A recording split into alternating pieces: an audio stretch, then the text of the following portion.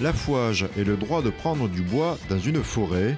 Il se déroule logiquement de novembre à avril. On fait l'affouage l'hiver parce que quand il n'y a pas de feuilles, c'est plus facile pour la récolte et ça permet de mieux garder le bois, de mieux le conserver, le fait qu'il n'y ait pas de sève. Si de façon ancestrale, le bois des forêts communales est réservé aux habitants, l'étape de l'abattage n'est pas sans risque, même pour le professionnel. J'ai l'impression que mon arbre va dans cette direction-là. Le souci, c'est que si j'abats ici, je vais casser d'autres arbres qui ne sont pas marqués. Ça, c'est interdit. Et en plus, c'est dangereux, puisque si l'arbre recule, je suis derrière. C'est pas une bonne idée, c'est vraiment dangereux.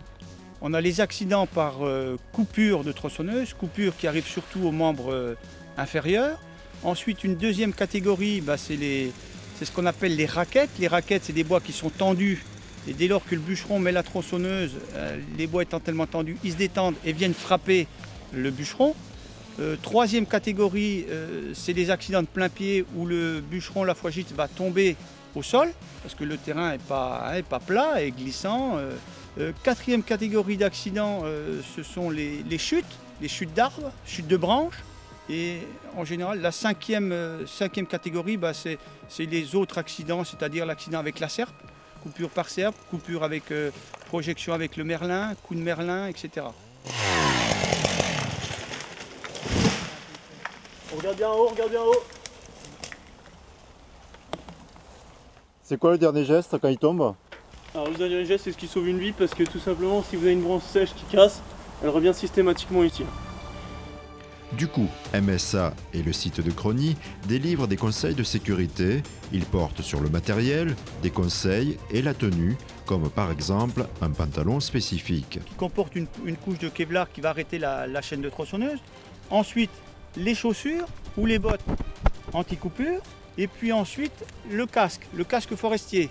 Également, très important, la veste.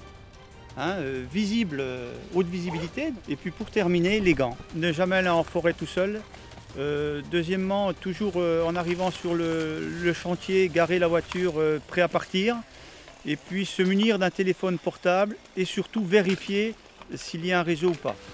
Des journées de prévention sont proposées.